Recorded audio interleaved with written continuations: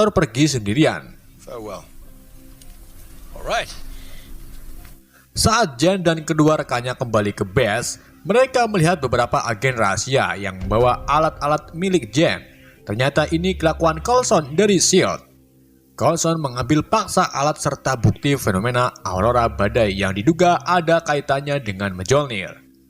Coulson memberi uang untuk mengganti peralatan Jen, namun Jen tetap tak terima alat-alatnya diambil karena Jen tak mau memulainya dari awal.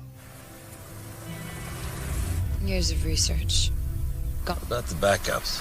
They took our Setelah kejadian tersebut, Eric mengungkapkan bahwa ia tahu tentang S.H.I.E.L.D., di mana pada waktu itu Eric mempunyai teman ilmuwan bernama Bruce Banner yang berhasil menciptakan serum prajurit super dari sel gamma. Yang tak lain lagi adalah Hulk. Temuan Bruce membuat pemerintah mengejar Bruce, termasuk anggota S.H.I.E.L.D.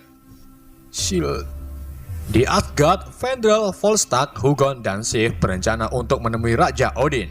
Namun yang berada di tempat bukanlah Odin, melainkan Loki, yang kini mengklaim bahwa dirinya adalah raja pengganti Odin. Volstagg dan yang lainnya mengajukan permohonan untuk mencabut hukuman Thor kepada Loki.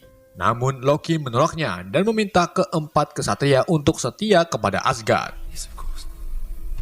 Sedangkan Thor mulai kelelahan berjalan kaki. Ia memasuki toko hewan untuk mencari kuda yang nantinya akan dijadikan alat transportasi.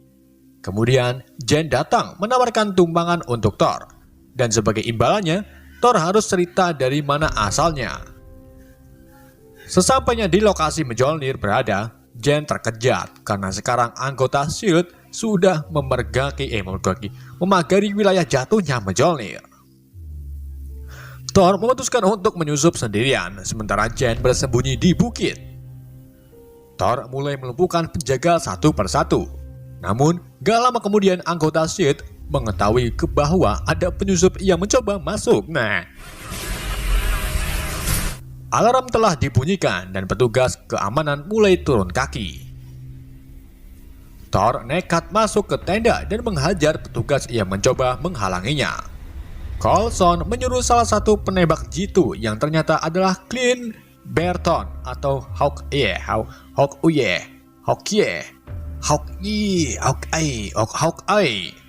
Sesampainya Thor di tempat Mjolnir, Thor sangat senang. Ia sambil cengar-cengir mencabut Mjolnirnya. Namun tak disangka, Thor tak bisa lagi mengangkat senjata kesayangannya. Hal tersebut membuat Thor begitu sangat bahagia. Thor akhirnya ditangkap dan dibawa ke ruangan. Di saat itu juga, Loki datang dengan wujud yang tak bisa dilihat manusia.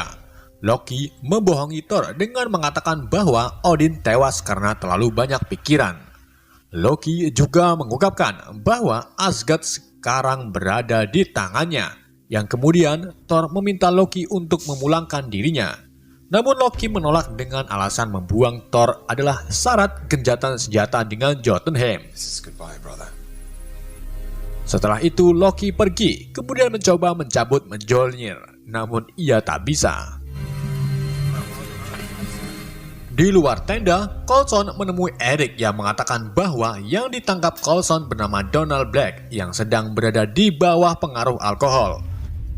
Akhirnya, Coulson melepaskan Thor, lalu memberikannya kepada Eric. Sambil berjalan pergi, Thor mengambil buku peneliti milik Jen secara diam-diam. Eric mengajak Thor ke warung kopi Lendot.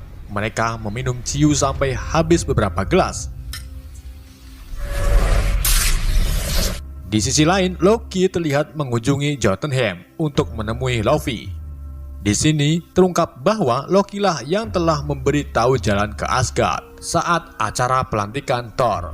Loki menawarkan sebuah kesepakatan dengan Luffy bahwa ia akan membantu menyembunyikan Luffy ke Asgard untuk membunuh Odin. Jika ini berhasil, Luffy bisa membawa Casket of Ancient Winter-nya kembali. Akhirnya, Luffy pun setuju. Accept.